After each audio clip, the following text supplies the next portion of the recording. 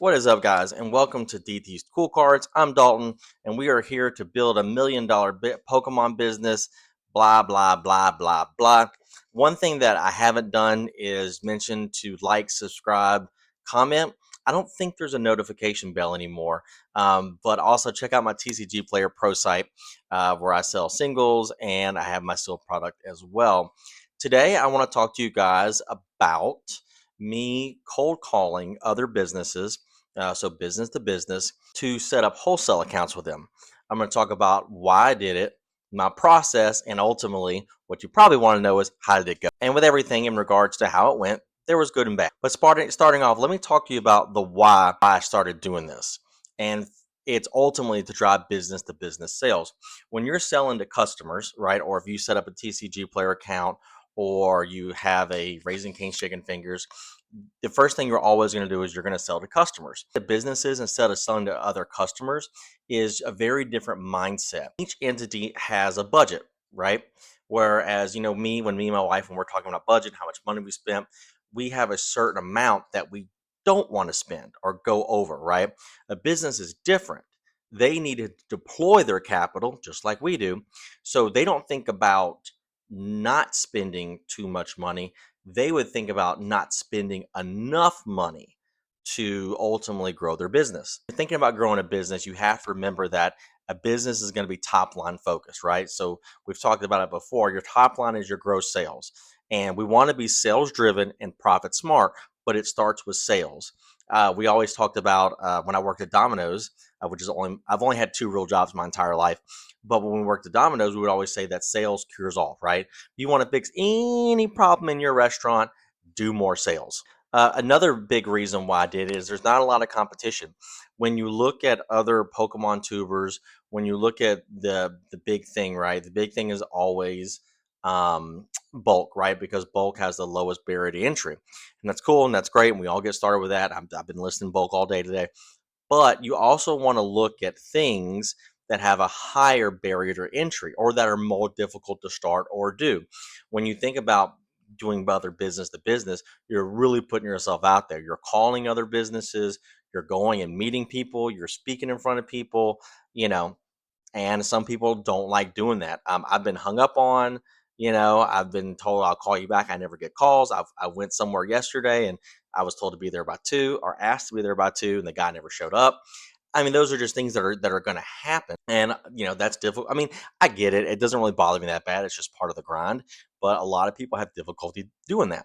And my ultimate goal with this is to streamline it. Right? So for me, the person that I work with, my supplier, he can ship directly to somewhere else. So if I can set up an account with someone, and I've already talked to you guys about 2.5 to 5% margin, if I can do that and only have to click a few buttons and maybe make a phone call here or there, I mean, that is, I don't talk about ROI, but that's a very good ROI from a time investment standpoint. And if we're getting it delivered to someone directly, well, they're going to pay up front. So do you kind of see the correlation there, and you see why it's very advantageous? That was the thought process. Next, let's talk about the process. First of all, I would say that I've had a lot of practice cold calling businesses.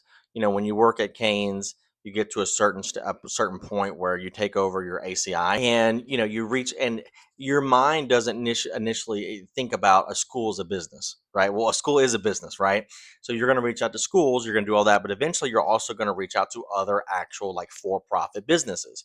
You're going to reach out to car dealerships. You're going to reach out to apartment complexes. So I'm used to like just cold calling and sending emails and stuff like that.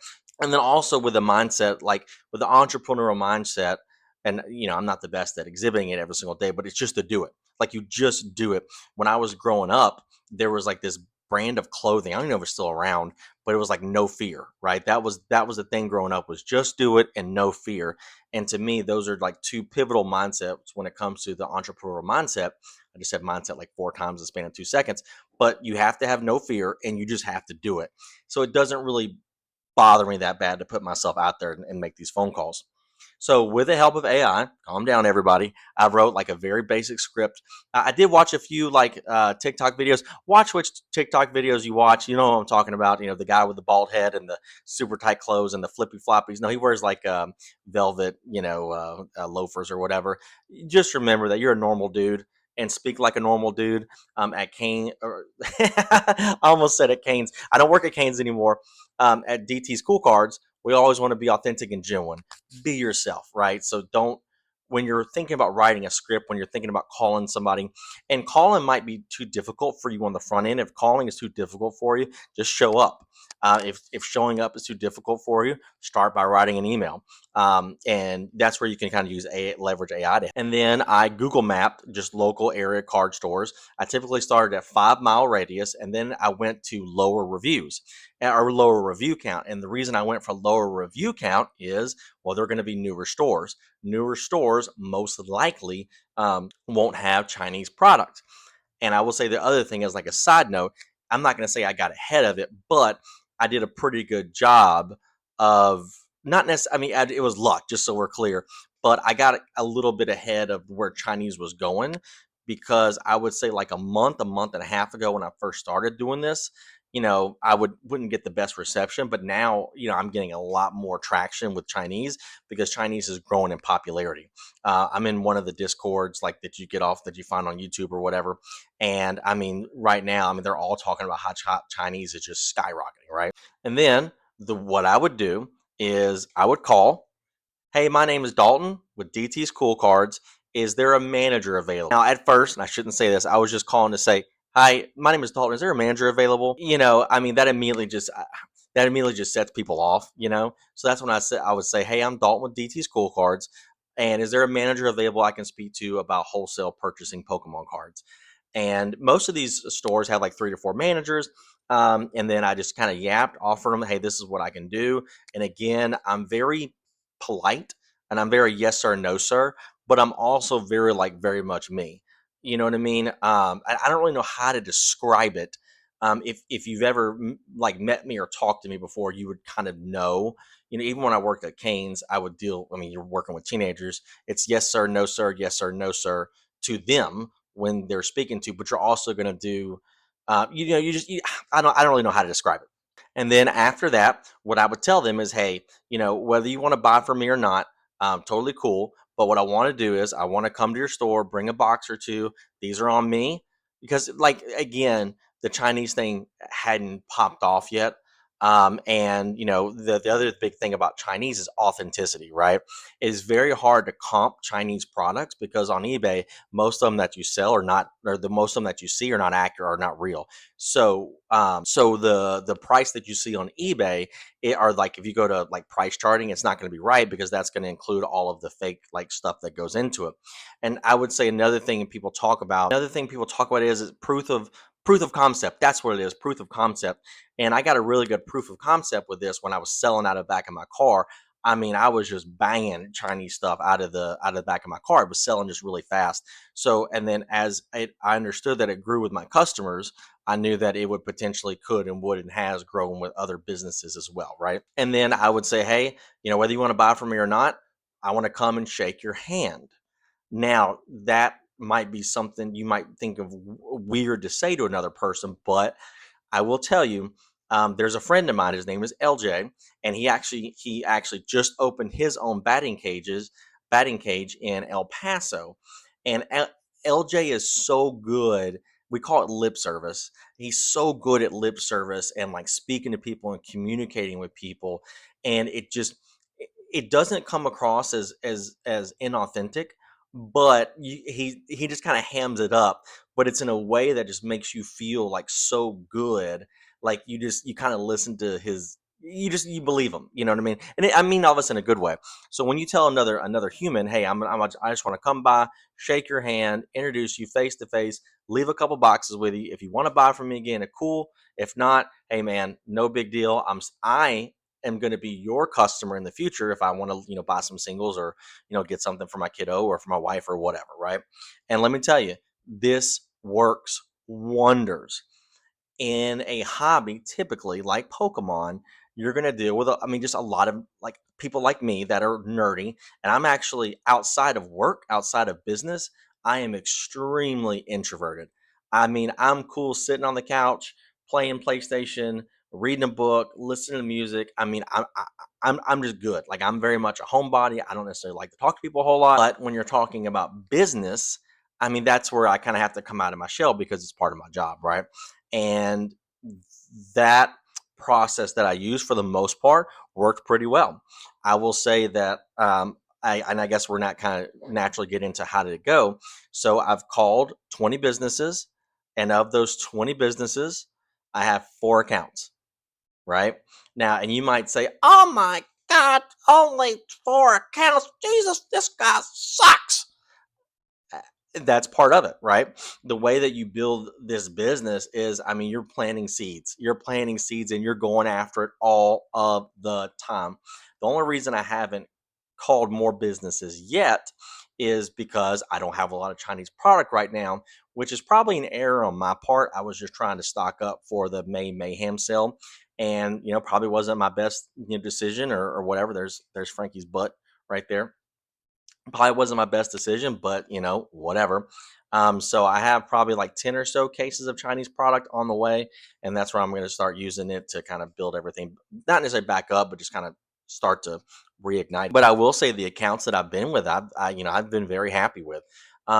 Maybe I have like 5 or 6, but just for the point of this conversation, we can just say 4. But I have 2 cases or 1 case of Gym 5 that is already sold. I have 2 cases of Gym 4 that are already sold. And I have another case of Gym 2 that's already sold. So of those boxes, 40% of it is already sold just from the wholesale stuff. And again, the margin on that is only 2.5 to 5%. But still, you're growing your business, and the way that you grow this business is by cash and building a customer base.